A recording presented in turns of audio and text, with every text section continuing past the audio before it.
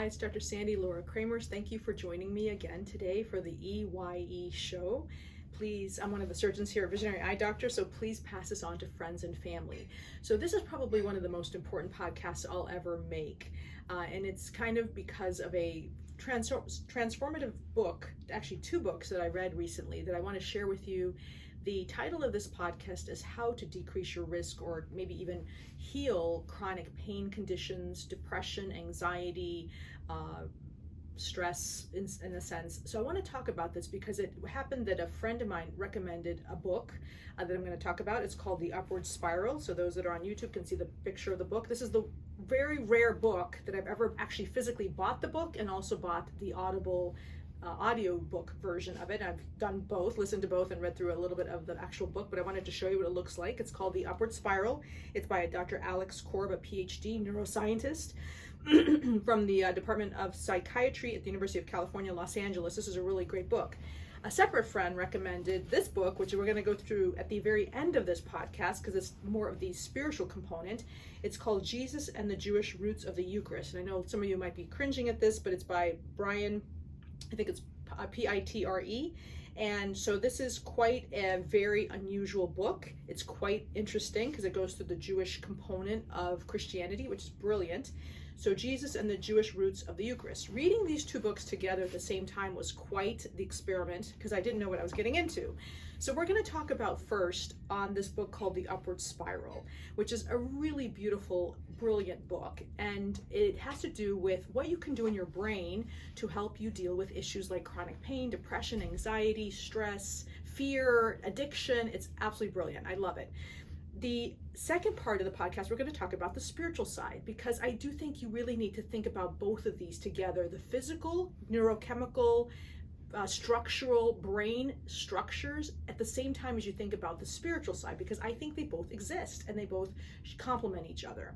So if you read The Upward Spiral and you think of it kind of in its own world of everything is basically governed by just what's happening in your brain and neurotransmitters, it can be a little depressing. So that's why I want to talk about both of them. So what is the upward spiral? So this book is talking about your brain, the structures of the brain, the location of every kind of neurotransmitter in the brain that kind of is functioning to help you either deal with stress, how you react to things, if you're in a flight or fight response, if you're depressed, you're lonely, you're fearful, you have an addiction. It's very helpful understanding what neurotransmitters are being produced when somebody says something to you, or when something happens to you, or when you say something, or when you do something, and it's really well done. So I highly recommend it. So I'm going to go through some basic things of the upward spiral, and we're going to basically talk about three key things. And the most important thing is that you have control of a lot of what you experience, even in the world of chronic pain, in the world of depression, anxiety, fear, addictions. The problem is that sometimes we are over kind of controlled by our emotions or over controlled by our neurotransmitters. So this book gave me a lot of hope for those people that are dealing with addictions or who are broken or who have really difficult times with all kinds of psychological issues or just general happiness issues. And I think we all can be there. We can all have that part of our life where things are just going really bad. And how do you get out of it? How do you get out of the downward spiral? How do you get out of the pit of despair? How do you get out of your addiction or whatever you're dealing with? So the upward spiral is very, very helpful. And I think the second book I'm going to talk about in a few minutes is also very helpful. So let me just go through some of the data that he presents. And I just want to kind of discuss this with you. So here's a schematic of the brain. So those that are listening on the podcast, I'm showing a kind of a schematic of the brain. So if you think of your brain as two fists kind of together with your thumbs kind of pointed away, the thumbs are kind of, let's say, could say maybe even like an example where your eyeballs would be, but really what I'm talking about is just your brain has these two lobes.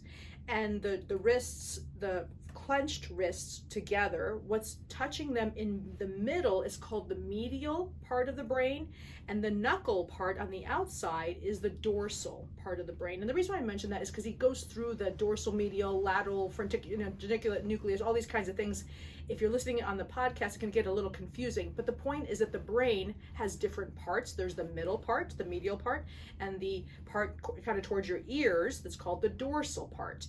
And then there's the front part called the frontal, and then there's the back part called the occipital. And so the front part, so the frontal part is generally in charge of emotions. We have the prefrontal cortex, which is in charge of your emotions. And we talk a lot about how teenage boys, especially, and teenagers in general, do not have a well-developed prefrontal cortex. That's why they tend to sometimes be very difficult to deal with. They can be, get really angry. I think I mentioned in the past, a friend of mine with 12 kids said to me many years ago, he said, "Do you know why teenagers are so obnoxious?" And I said, "No, why?" And he said, "So it doesn't hurt so much when they leave." I was like, it's really great to hear that, because teenagers are obnoxious and they can be really mean. And so when he said that, I was like, okay, that makes total sense. And so I could imagine how, when you as a parent, or you as a employer, or a colleague of anybody, or a spouse, there'll be days that your spouse or your child or whoever flies off the handle.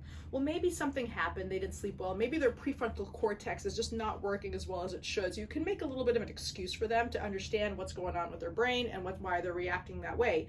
So the prefrontal cortex and the frontal part manages emotions, and that's kind of important to know.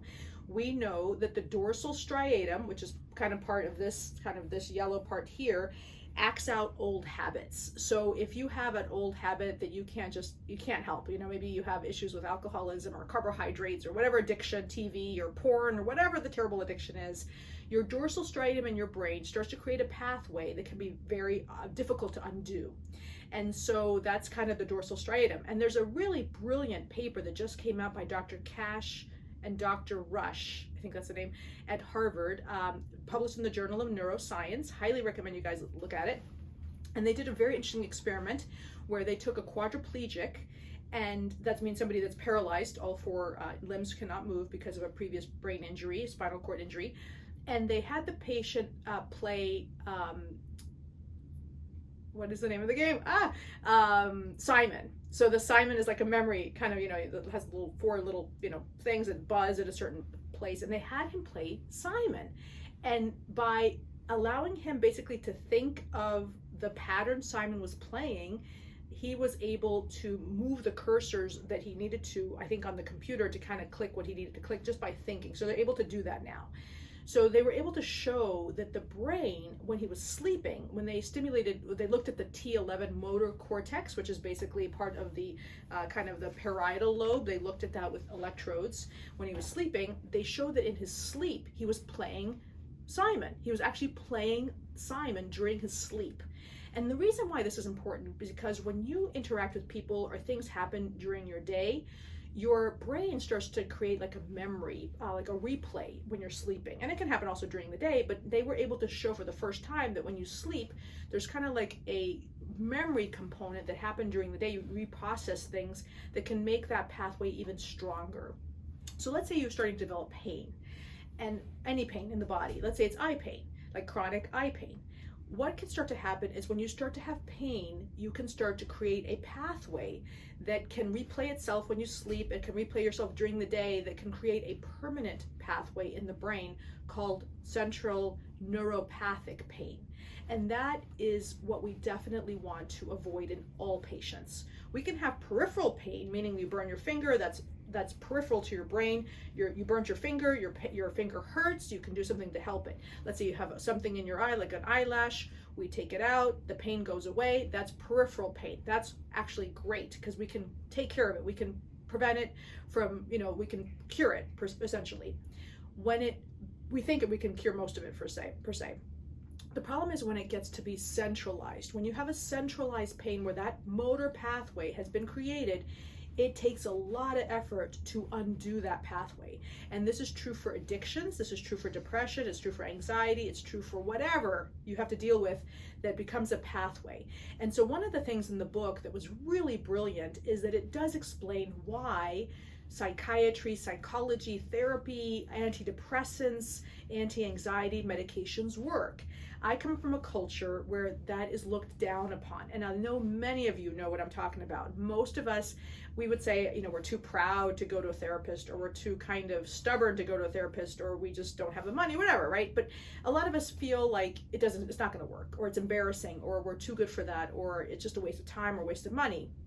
But the book makes a great defense, a great explanation of what that actually does. And it was the best explanation I've ever heard. So as a doctor, yes, we're taught to, you know, you have depression, here's your antidepressant. You have anxiety, here's your anti-anxiety pill. You have pain, here's your anti-pain medication.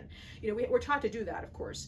But to really understand that actual words like therapy or just talking things out could actually help retrain the pathway of the brain, I thought was really brilliant. Because the author, Dr. Korb, does talk about, like, when you need to remodel your house or get a good mechanic, you go and find one. You do some research to find a good contractor or mechanic or whatever it is you need, dentist, whatever, right? You would do the same for when you have brain issues like chronic pain, depression, anxiety. Don't just think you can deal with it yourself. So obviously you go to the doctor, the physical doctor, to help with kind of helping those symptoms, and that can include a psychiatrist and psychologist. I'm going to say in the second part of this podcast, there's a spiritual doctor who's God himself, who can also retrain this brain in many ways. And I think it's even more effective if you have both together. So that's the point of this podcast. But I want to explain that because it's kind of interesting to think about those two dimensions: the physical component, getting the help you need with your doctor, your physical doctor, your psychiatrist, psychologist, a friend. We're going to go through a little bit more of that in terms of gratitude, what that means. It's beautifully done. And then, of course, the spiritual component as well. So just going back to these couple of things that he mentioned with this brain issue. So the anterior cingulate is also kind of the part of the brain located here that manages attention to positive or negative. So if you have somebody that's constantly negative, very pessimistic, melancholic, well, maybe their anterior cingulate is kind of out of whack, or they were genetically born with an anterior cingulate that's more reactive. We don't know, but that's probably a possibility. We know the insula, which is also located kind of right above where your ear is on both sides, but very deep in the brain matter. Your insula is in charge of your emotional sensations. So you might have somebody that's just very kind of, you know, touchy-feely or very just emotional roller coaster. Maybe their insula is out of whack as well. So just think about those things. The amygdala mediates anxiety. The amygdala is located also kind of right in the center of the brain. That's located here in the green, very, very deep. The hippocampus also is in charge of memory. So those two structures in the brain. So again, dementia, patients who have trauma, they might not remember things. And so be patient with people that start to forget things because there is a physical issue in their brain. Hypothalamus regulates hormones and helps with the stress, control stress response. So there's different parts that really are very crucial. So people that have depression, for instance, have a problem with the frontal limbic communication. The limbic system is basically in charge of your emotional brain. It's like they tend to call it like the prehistoric brain of your just kind of baby brain, that you're just very kind of into the, like, just basic needs and basic emotions of being fed and having love and all that kind of stuff, and thinking of what really makes you happy is just basic stuff. So the frontal limbic communication can be miscommunication, can be the cause of depression. Anxiety, we think, is partly related to issues with the let me just make sure I say this correctly. I think it's the insula. So no, sorry, amygdala. So the amygdala can cause problems with anxiety. So anyway, this is kind of the way the brain is kind of structured. And he also goes through all the neurotransmitters, or the key neurotransmitters that have to do with just general happiness, peace, trying to decrease your chronic pain conditions. We're going to go through that as well. So here are a list of all the many of the neurotransmitters of the brain. The key ones are things like adrenaline, noradrenaline, that's norepinephrine. So if you see a tiger or a vicious dog, your adrenaline is going to go up. It's going to make you more attentive, make you kind of think about what you need to do. Your pupils will actually kind of constrict a little bit, and they'll dilate, and you'll kind of think about, oh gosh, what do I need to do? Dopamine is basically the chemical you released when you want to, when somebody says nice things to you. Dopamine is released when you're breastfeeding, for instance, and the kind of release of pleasure. It's needed to help decrease addiction. So there's things you can do just naturally to help with that. Serotonin is also released when you breastfeed and when people are very nice to you and say nice things to you, and they help you basically improve your motivation. Let's see, serotonin contributes to well-being and happiness, and it helps with sleep cycle and digestive system regulation, and it's affected by exercise and light exposure. So serotonin and dopamine are the pleasure kind of hormones in your body. One thing about dopamine is that people repeat behaviors that lead to dopamine release. So the classic one is cocaine, or porn addiction, or carbohydrate addiction, or TV addiction, or whatever addiction. Dopamine is released. So if you have the situation where somebody's saying something really nice to you all the time, dopamine is released, and it's very hard to undo that connection in the brain once you get addicted to that person or to that habit. And so that's an important hormone. GABA is basically glutathione, essentially, which is it's basically, I say GABA's gentle on anxiety. So it's basically trying to increase your relaxation and decrease your anxiety. It calms the firing of the nerves in the brain, and a high level improves focus.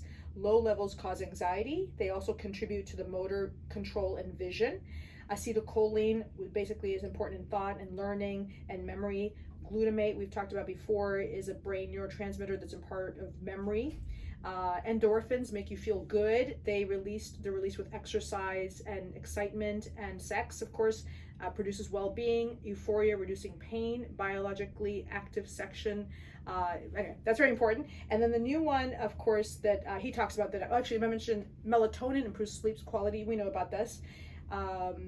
Endocannabinoids improve your appetite, sense of peacefulness, and well-being. And the BDNF is a chemical that can be released that grows neurons and proteins in your immune system. So there was a paper, and he has a great reference section, which is very helpful. There's a paper that shows that using certain techniques to help with depression and also antidepressants improve the production of neurons, or the healing of neurons, which is very interesting because for years we've used antidepressants for chronic pain. And the understanding of why that is because of this release of these neurotransmitters that can sometimes help neuron growth. So not only does it help you recreate a pathway sometimes in your brain, but it also does sometimes affect or protect neurons, which I thought was very interesting with those papers that he published. So that's basically the book called The Upward Spiral. Just to show this schematic for any of my patients that love the details. So each one of so this is a cell.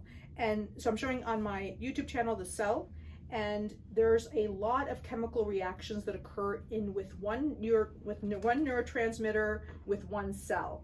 So if you have a cascade of dopamine hitting your brain, there is data to show that this kind of reactions that occur in every single cell, if you are too addicted to something, you have too much dopamine, there is now data to show that can overwhelm your brain cells and lead to early death.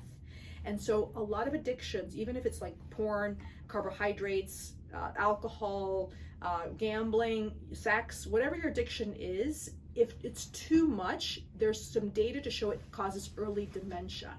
And that can be controversial, but there's some really great data on that. And I'll mention it on my blog also, that too much is actually damaging and can cause early dementia, possibly Alzheimer's. And as I mentioned in the previous podcast, too much sugar has for sure been shown to increase your risk of Alzheimer's and dementia. So if you have a family history of dementia, stay away from the carbohydrates, stay away from too much addictions to things, because it looks like that could actually shrink your cortex and lead to dementia and possible Alzheimer's. So that's controversial. I'm not a neurologist. I'm just somebody looking for the truth, but I found that very interesting. So that's part one of the podcast. So please look up this book, The Upward Spiral. I've really enjoyed it and I'm recommending it.